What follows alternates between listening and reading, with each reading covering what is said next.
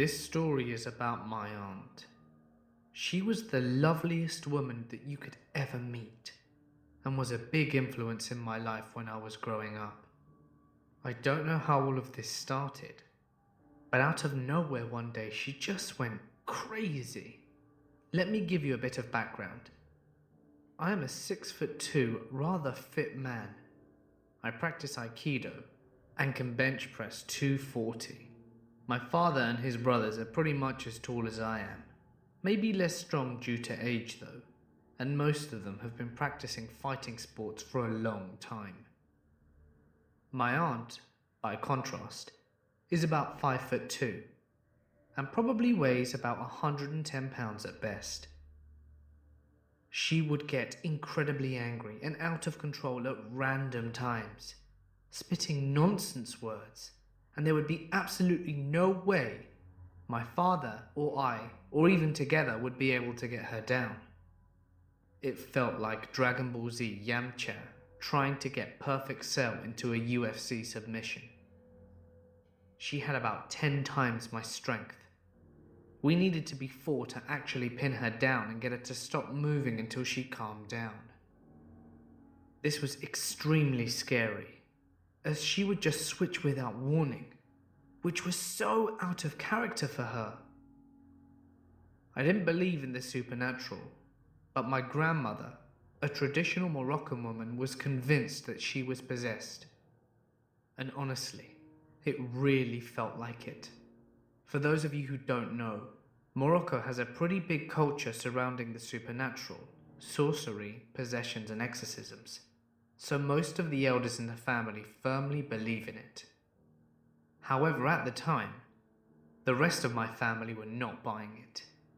We took her to the hospital and had some extensive tests done on her, because we thought that she must be suffering from some kind of seizures. But everything came back negative. Someone even recommended a psychiatrist, and although we took her there, it was of no help whatsoever. We were all becoming very concerned. So fast forward a few months later, and it was becoming way too difficult for us to handle. My uncle contacted a good friend in Morocco, who was an exorcist in his family. He asked us to do one very strange thing. He asked my aunt if she could put a drop of blood into a glass of water and leave the glass somewhere in the apartment while she slept, but just no way near her, so that she didn't get up and drink it while she was sleeping.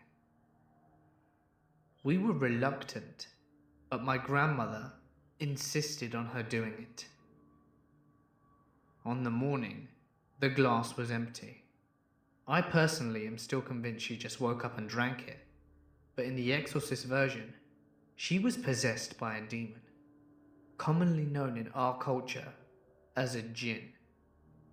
Giving him blood was just a way for you to welcome him and calm him down temporarily, and she needed to see an exorcist ASAP. Now we were getting convinced that he was right, seeing her often becoming crazier and crazier. In desperate times, sometimes you just choose to believe in a possible solution. So at this point, I decided to believe in what he said, and we had to get proof that he was right. We lived in France, and we decided to drive down to Morocco, which was a 1,500 kilometer drive with a 6-hour boat ride, and then another 500 kilometers driving when we got to Morocco. During the drive, I have never been as scared as I am to this day. I was sitting in the back, my auntie in the middle and my dad on the other side. She went crazy at some point. We couldn't hold her down and she was trying to hit my uncle whilst he was driving.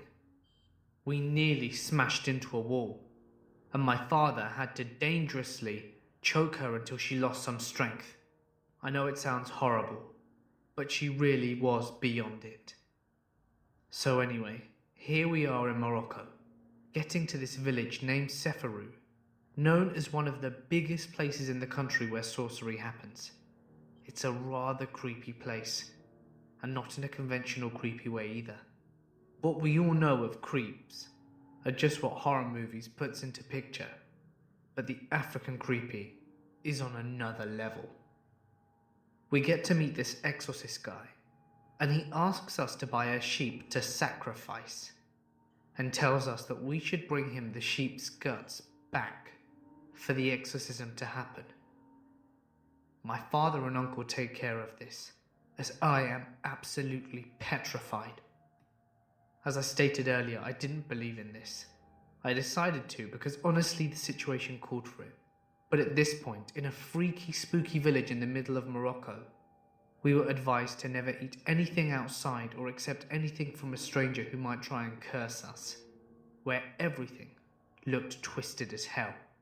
I was losing it, and really could not wait to leave this place forever. On the following day, we went to the exorcist's house and brought him these guts. He put them into a bowl and asked me if we were feeling strong enough to stay, as more people around would make it easier to exorcise. Well, I really wanted to leave, but seeing as everyone was staying, I stayed as well. My aunt was lying down in front of us next to the bowl, and we were sitting down around her holding hands, and the exorcist started saying stuff in a dialect that I couldn't understand. He gets sweaty and begins speaking faster, and I see my aunt twitching in what looks like pain. And then all of a sudden, all the lights went out. Holy shit, I think I peed my pants at this moment. The exorcist screamed something, and then my aunt screamed as well, and we were in total silence in the dark. I think the silence lasted for about 30 seconds, but honestly it felt like hours. The exorcist's assistant then came in with a lamp, and what we see is that both him and my aunt are passed out. The bowl is on the floor, and the guts are next to it. The guts had turned black. I'm not joking. They were red before the lights went out, and then they were black, as if they'd been singed beyond belief. I have goosebumps just remembering that and trying to picture it. The assistant urges us not to touch the guts at any cost. The exorcist wakes up and goes to put some water on his face, and then tells us to follow him. We went to a nearby empty hill, and when we reached the top, he asked us to burn the guts right then and there, as the demon was now possessing the sheep, and we could get rid of it. And that's exactly what we did. Since that day, my aunt has never shown any problems whatsoever. Her crisis period never happened again. Trying to remember this honestly scares the crap out of me. Just seeing her now gives me the chills, even though she is back to being the loveliest person I know. I am just so glad though, that she is back to the way she was.